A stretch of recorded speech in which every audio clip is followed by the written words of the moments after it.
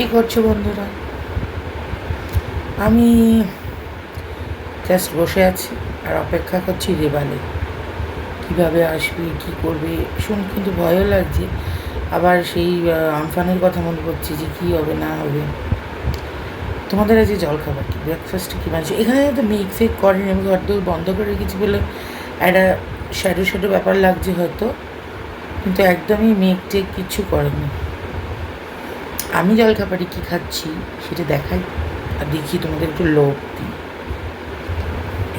নেই, আমি খাচ্ছি আজকে চাউমিন।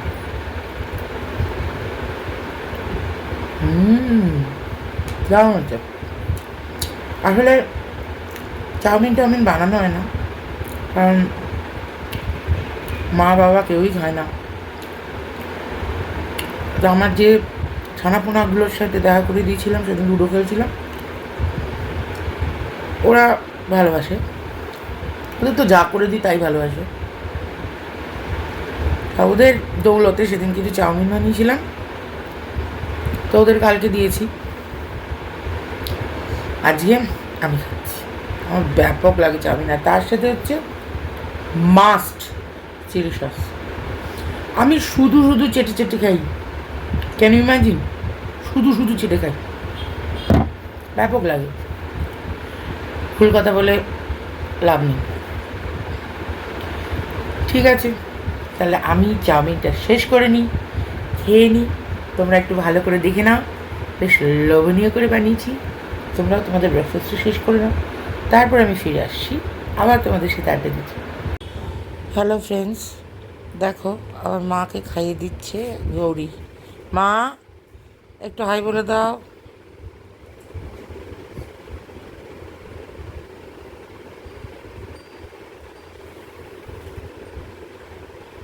আজকে মেনুতে কি কি আছে গৌরী?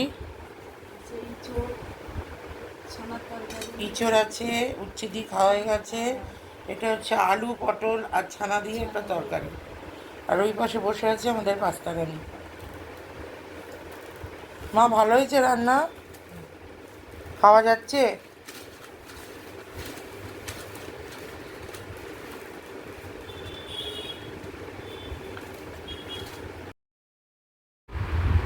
আজকে রাত্রিবেলা আমি আমার ছেলে মেয়েগুলোকে খেতে বলেছি, ওদের আবদার একটু মাছের মাথা দিয়ে ডাল খাবে।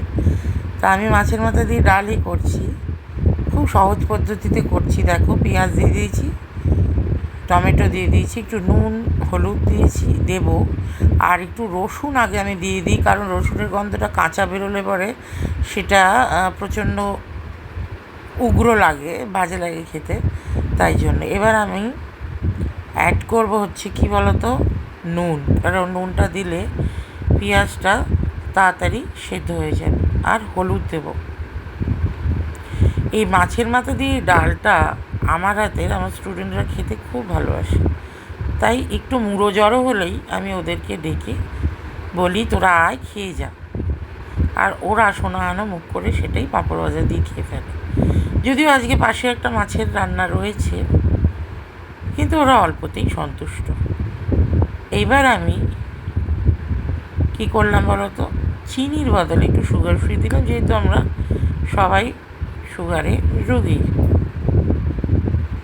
সুগার ফ্রি দিয়ে নাড়াচাড়া করে আমরা পেঁয়াজগুলোকে গলিয়ে নেবার চেষ্টা করব যতটা সম্ভব, কারণ পেঁয়াজগুলো নইলে মুখে কচকচ করে লাগবে।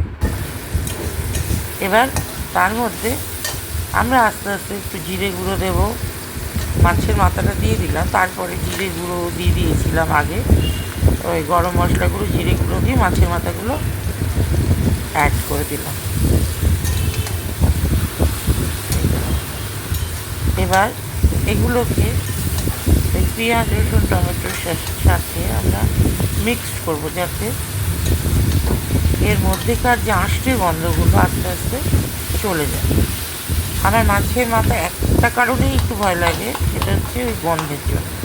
সেটা আমরা হতে দেবো না, এগুলোকে আস্তে আস্তে একটু করে ভেঙে দেবো, দিয়ে এর সাথে ভালো করে মিক্সড আপ করবো, যাতে গন্ধগুলো একদম চলে যায়। আমার মা আর বাবা কেউই মাছের মাথা পছন্দ করে না, আসলে ওরা উগ্র জিনিসটা পছন্দই করে না। মাছের মাথা তো একটু রিচ হয়, সেই জন্য আর আমার স্টুডেন্টগুলো খুব পছন্দ করে। আমারও ভালোই লাগে, তবে খুব একটা যে ভালো লাগে তা না। মানে আমি ডিম যতটা পছন্দ করি সেই আন্দাজে বলতে পারবো না, আমি মাছের মাথা পছন্দ করি। ঠিক আছে, মাছের মাথা দিয়ে ডালটা চলে, খুবই ভালো খাবার, একবেলা খেলে তো ভালোই লাগে, তো সেটাকে আর রিপিট করবো না। তোমাদের কেমন লাগে কমেন্টসে জানিও। মাছের মাথা দিয়ে ডাল আর গরম গরম ভাত, তার সাথে কী কম্বিনেশনে তোমরা খাও? পাঁপড় ভাজা, আলু ভাজা, না তপসে মাছের ফ্রাই, না অন্য কিছু? যাই হোক, এবার আমি একটু জল দিয়ে দেবো যাতে মশলাটা পুড়ে না যায়। জলটা দিয়ে ভালো করে ঘেঁটে নেব, আর একটু আদা দিয়ে দেবো। বন্ধুরা, আমি ওরকম মাপঝোপ করে চামচে করে বলতে পারি না যে এতটা দাও এতটা, হয়তো পরবর্তী ক্ষেত্রে পারবো।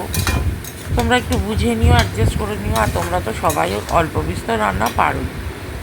এবার আস্তে আস্তে আমরা এটাকে শুকোতে দেবো, মানে জলটাকে ভালো করে মশলাটা কষিয়ে নেব, যাতে সমস্ত মশলাগুলোর ফ্লেভারই আস্তে আস্তে মুড়োটার মধ্যে ঢুকে যায়। দেখো বন্ধুরা, এবার আমি একটু গরম মশলাগুলো আবার অল্প করে দিয়ে দিলাম, দিয়ে ভালো করে নাড়াচাড়া করে আমরা এবার এটাকে ভালো করে মিক্সড করব। অনেক দিন পর আমাদের বাড়িতে এটা আমরা দিলাম একটু ভাজা মশলার গুঁড়ো।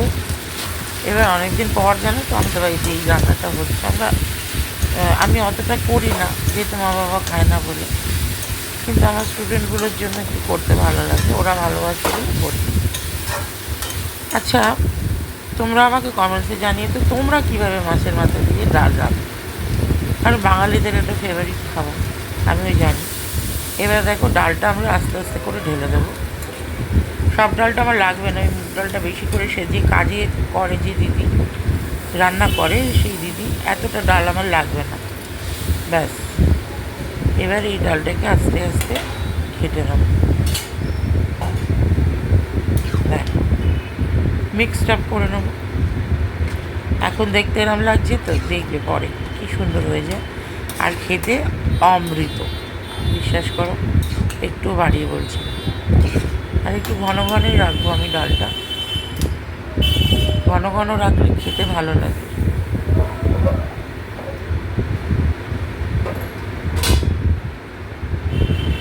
দেখো, এইবারে আমরা কী করবো, আমার মনে হয়েছিল একটু নুনটা কম হবে, তাই একটু নুন অ্যাড করে দিলাম।